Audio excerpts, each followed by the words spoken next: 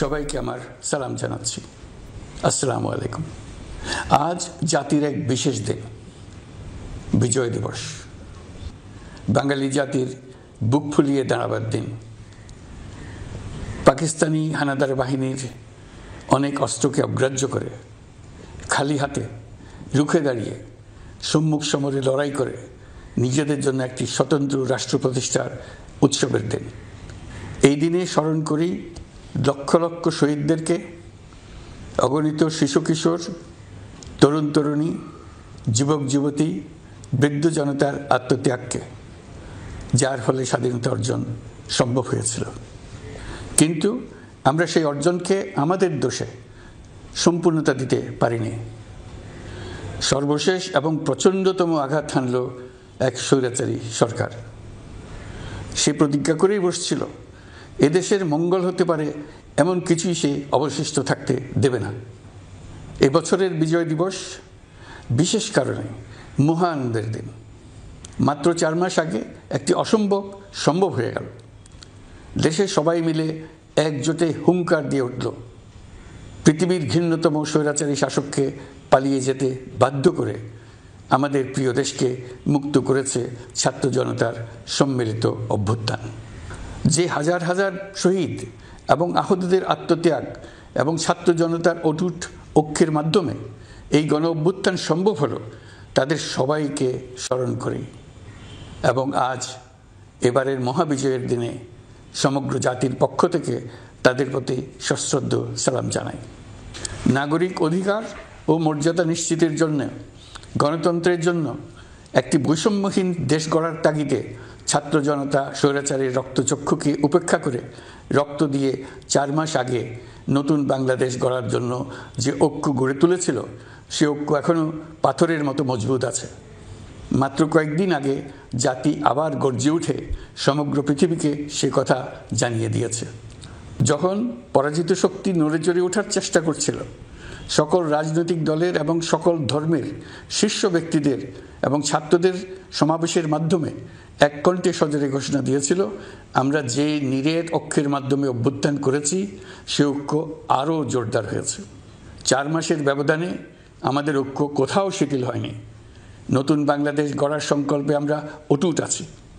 বহির্বিশ্বে চাতুর্যপূর্ণ প্রচারণা দিয়ে যারা আমাদের মধ্যে দূরত্ব সৃষ্টির চেষ্টা করছে, তারা দূরত্ব সৃষ্টি তো করতে পারেইনি, বরং সারা জাতিকে সগৌরবে উচ্চকণ্ঠে তার ঐক্যকে পৃথিবীর সামনে তুলে ধরতে উজ্জীবিত করেছে। পরাজিত শক্তি তাদের পরাজয় কিছুতেই মেনে নিতে পারছে না। তারা প্রতিদিন দেশের ভেতরে এবং বাইরে থেকে জনতার অভ্যুত্থানকে ব্যর্থ করার জন্য বিপুল অর্থ ব্যয়ে নানা ভঙ্গিতে তাদের চেষ্টা চালিয়ে যাচ্ছে। পাচার করা হাজার হাজার কোটি টাকা তাদের আয়ত্তে রয়েছে।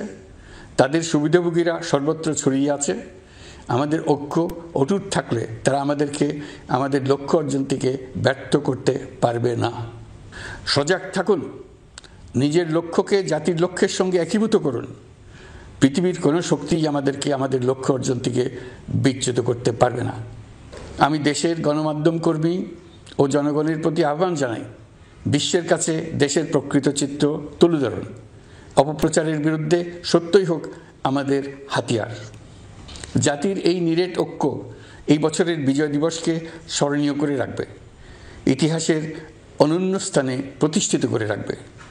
এই ঐতিহাসিক অর্জনের জন্য দলমত নির্বিশেষে দেশের সকল তরুণ তরুণী, যুবক যুবতী, বৃদ্ধ বৃদ্ধা সবাইকে আমার অভিনন্দন জানাচ্ছি।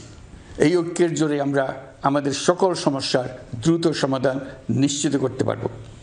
এই বিজয় মাসে আমাদের গণ অভ্যুত্থানকে অভিনন্দন জানাবার জন্য, আমাদের বিজয় দিবসে যোগ দেবার জন্য ঢাকায় এসছেন পূর্ব তিমুরের রাষ্ট্রপতি, নোবেল শান্তি পুরস্কার বিজয়ী প্রেসিডেন্ট হোসে রামোস হর্তা।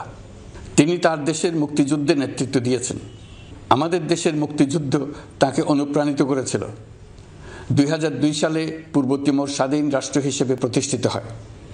আমাদের জাতীয় উৎসবের জন্য জাতির পক্ষ থেকে তাকে আমরা স্বাগত জানাচ্ছি। কয়েকদিন আগে ইউরোপীয় ইউনিয়নের 19 জন রাষ্ট্রদূতের সঙ্গে আমার বৈঠক হয়েছে। এই প্রথমবারের মতো ইউরোপিয়ান ইউনিয়নের প্রায় সকল দেশের রাষ্ট্রদূতগণ একসঙ্গে ঢাকায় এসে সরকারের সঙ্গে বৈঠক করলেন। এই দেশগুলোর বেশিরভাগ দূতাবাস দিল্লিতে। তারা অনেকেই আগে কোনোদিন ঢাকায় আসেনও নি। এটি একটি ঐতিহাসিক ঘটনা। একত্রে ঢাকায় আসলেন শুধু এই বার্তা দেওয়ার জন্য যে ইউরোপীয় ইউনিয়ন বাংলাদেশকে সর্বোচ্চ সমর্থন ও সহযোগিতা দেওয়ার জন্য প্রস্তুত।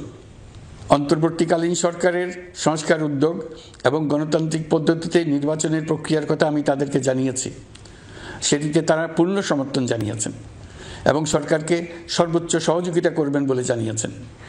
বাংলাদেশের বিরুদ্ধে অপপ্রচার এবং ভুল তথ্য প্রচারের বিষয়েও আমি ইউরোপীয় ইউনিয়নের কূটনীতিকদের জানিয়েছি। ইউরোপীয় দেশগুলোর মধ্যে যাদের ভিসা অফিস নয়াদিল্লিতে আছে তাদেরকে ঢাকা বা অন্য কোনো প্রতিবেশী দেশে ভিসা অফিস নিয়ে আসার জন্য আমি অনুরোধ করেছি। আমি বলেছি, ইউরোপীয় দেশগুলোর বিশ্ববিদ্যালয়ে ভর্তির জন্য অনেক বাংলাদেশি শিক্ষার্থীর ভিসা পেতে সমস্যা হয়। তারা যদি ভিসা সেন্টার ঢাকায় নিয়ে আসেন তাহলে আমাদের ছেলে মেয়েদের ভোগান্তি কমে যাবে। এছাড়া অর্থনৈতিক ও সামাজিক ক্ষেত্রে তাদের সহযোগিতার মাত্রা বাড়ানোর বিষয়ে আমি আলাপ করেছি। বিশ্বব্যাংক সহ অন্যান্য সকল দাতা প্রতিষ্ঠানসমূহের কাছে আমাদের অর্থনীতির ভবিষ্যৎ সম্বন্ধে আস্থা প্রতিষ্ঠিত করতে অন্তর্বর্তীকালীন সরকার সক্ষম হয়েছে। তারা নতুন উদ্যোগে এবং নতুন উৎসাহে আমাদের সঙ্গে নতুন আর্থিক সম্পর্ক গড়ে তুলতে এগিয়ে এসছে। অর্থনীতির সাফল্যের ব্যাপারে দেশে এবং বিদেশে আস্থার সৃষ্টি হয়েছে।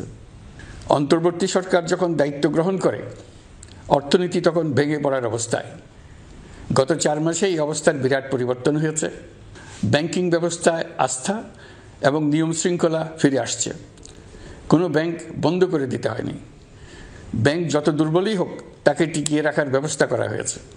প্রথম দিকে আমানতকারীর টাকা উত্তোলনের ব্যাপারে বিধিনিষেধ আরোপ করা হয়েছিল, এখন সেটা তুলে দেওয়া হয়েছে। বাংলাদেশ ব্যাংক সকল ব্যাংককে আমানত ফেরত দেওয়ার জন্য নতুন টাকার সরবরাহ দিতে প্রস্তুত হয়েছে।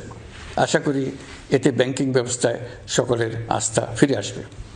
প্রিয় দেশবাসী, আমাদের সরকারের শুরুতেই একটি কমিটি নিয়োগ করেছিলাম, শ্বেতপত্র প্রণয়ন কমিটি।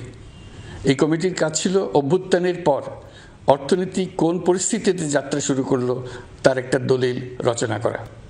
এতে কি পেলাম না তার একটা চিত্র তুলে ধরার দায়িত্ব দেওয়া হয়েছিল এই কমিটিকে। ডক্টর দেবপ্রিয়ের সভাপতিত্বে গঠিত 12 সদস্যের শ্বেতপত্র প্রণয়ন কমিটি নির্ধারিত সময়ে এই কঠিন কাজ সম্পন্ন করে আমাদের কাছে 400 পৃষ্ঠার একটা বিস্তারিত রিপোর্ট পেশ করেছে। রিপোর্ট পড়ে দেশের মানুষ হতভম্ব হয়ে গেছে। দেশে বিদেশে অনেক প্রতিষ্ঠান ও ব্যক্তি গভীর আগ্রহ নিয়ে এই রিপোর্টটি সংগ্রহ করছে।